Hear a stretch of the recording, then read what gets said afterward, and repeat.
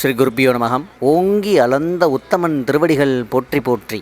இன்றைக்கி ஒரு ஃபேமிலி ட்ரிப்பாக நாங்கள் வந்த திருத்தலம் தாங்க திருக்கோயிலூர் உலகளந்த பெருமாள் திருத்தலம். 108 திவ்ய தேசங்களில் 42வது தலமாக அமைந்துள்ளது இந்த திருக்கோயிலூர். ஸ்ரீரங்கம் ஸ்ரீவில்லிபுத்தூர் கோயில்களுக்கு பிறகு 3வது உயரமான கோபுரமும் இங்கு தான் இருக்குதுங்க. 3 ஆழ்வார்கள் மங்களாசாசனம் செய்த இடமாகவும் கருதப்படுகிறது.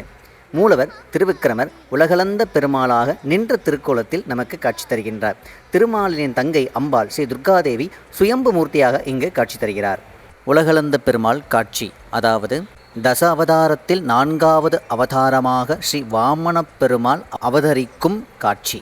மகாபலி சக்கரவர்த்தி என்னும் அரசன் தான தர்மத்தில் சிறந்து விளங்கி தன்னை விட புகழ் பெற்றவர்கள் யாரும் இருக்கக்கூடாது என்பதற்காக அசுரகுல குருவான சுக்கராச்சாரியார் தலைமையில் மிகப்பெரிய யாகம் ஒன்றை நடத்தினான். மகாபலி ஆணவத்தை அடக்க விஷ்ணு பகவான் வாமன அவதாரமாக எடுத்து யாகம் நடக்கும் இடத்திற்கு வந்து 3 அடி மண் கேட்கின்றார். வந்திருப்பது பெருமாள் என்று உணர்ந்த சுக்கராச்சாரியார் மகாபலியிடம் அவன் கேட்பதை கொடுக்காதே அப்படி என்று கூற குருவின் பேச்சை மீறி மகாபலி 3 அடி மண் கொடுக்க ஒப்புக்கொண்டார். அப்போது விஷ்ணு பகவான் விஸ்வரூபம் எடுத்து விண்ணையும் மண்ணையும் அளந்தார் 2 அடியில். 3வது அடிக்கு எங்கு போவேன் என்று அவர் கேட்க மகாபலியின் ஆணவம் குறைந்து 3வது அடியை என் தலை மீது வையுங்கள் அப்படி என்று அவர் கூறி பகவானின் திருவடியை பற்றி கொன்றார் ஸ்ரீ மகாபலி. இது தாங்க வாமன பெருமாள் அவதாரம். ரொம்ப சுருக்கமாக தாங்க நம்ம பார்த்துருக்கோம். அதோட ஹிஸ்ட்ரி மிக பெரியதுங்க. இப்போ இந்த கோயிலில் பெருமான் இன்னொரு முறை ஒருத்தருக்கு உலகளந்த பெருமாளாக காட்சி கொடுக்கிறார்.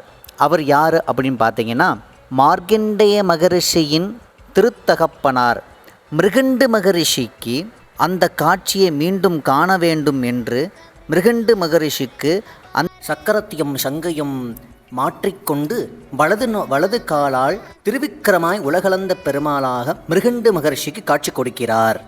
மூலவர் சன்னதிக்கு பின்னாடி வாமன பெருமான் சன்னதி இருக்குதுங்க. அதையும் நம்ம தரிசனம் பண்ணலாம். இந்த மெயின் கருவறை வந்து பார்த்திங்கன்னா ரொம்பவும் பிரமிப்பாகவும் மகாபலி இருப்பார், நமச்சி இருப்பாங்க, எல்லார்களும் இருப்பாங்க. கைகூப்பி நின்று அந்த திருவிக்கிரமர் உலகளந்த பெருமாளை தரிசனம் பண்ணுற மாதிரி கருவறை அமைக்கப்பட்டிருக்கிறது. பங்குனி மாதம் என்று பிரம்மோற்சவம் சிறப்பாக 15 நாட்கள் நடைபெறும். அதுபோன்று நவராத்திரி, ஸ்ரீ ராம ஜெயந்தி, நம்மாழ்வார் சாற்றுமுறை, பல விழாக்கள் இந்த கோயிலில் நடக்குதுங்க. அனைவரும் கண்டிப்பாக வந்து வாழ்நாளில் ஒரு முறையாவது இந்த திருக்கோயில் பெருமாள் உலகளந்த பெருமாளை நம்ம தரிசனம் பண்ணணுங்க. சர்வத்திர கோவிந்தநாம சங்கீர்த்தனம். கோவிந்தா கோவிந்தா. திருச்சிற்றம்பலம்.